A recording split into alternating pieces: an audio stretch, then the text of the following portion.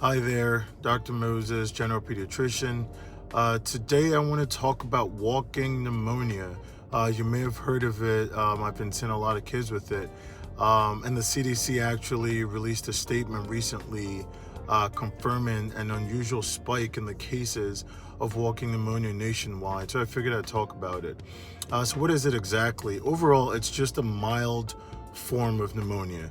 They call it walking pneumonia because you have it, right? Pneumonia is an infection in your lungs, but you're still able to function. You're still able to perform your day-to-day activities despite being ill with this infection. Walking pneumonia can be caused by many organisms, but I'm just going to focus on something called Mycoplasma pneumoniae. That's the one that bacteria that causes most of the infections that we see.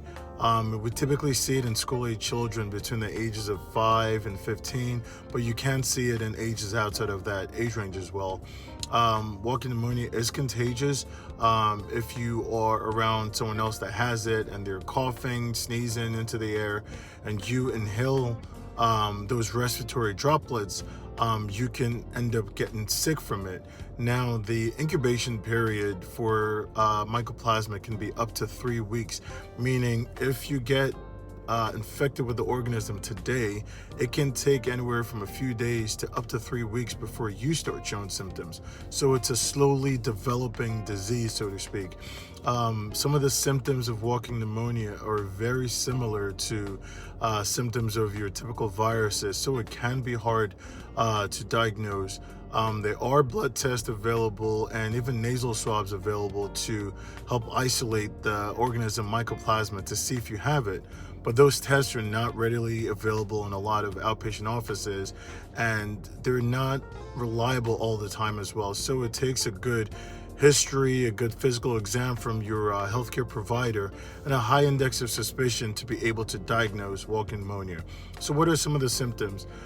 Typically kids have a fever, sometimes it's low grade. There's a cough. The cough can be dry, it can be productive, it's typically worse at night, and it can last for a long time.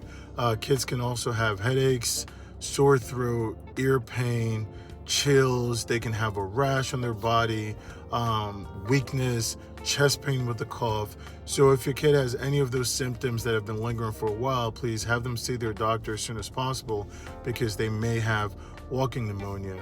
In cases where your doctor may be unsure, they may order an x-ray to confirm whether or not you do have it.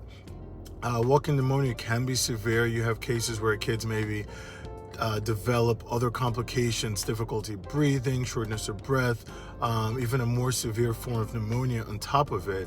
In those cases, kids would need to be in the hospital to be treated. Now, and for the most part, walking pneumonia can get better on its own. But in other cases, you may need an antibiotic. Typically, it's azithromycin.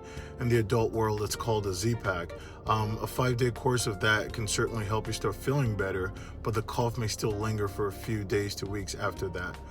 So walking pneumonia, it's going around. If your kid has any of those symptoms, talk to your doctor today, and hopefully you don't have it. Until next time, stay safe, stay blessed, take care.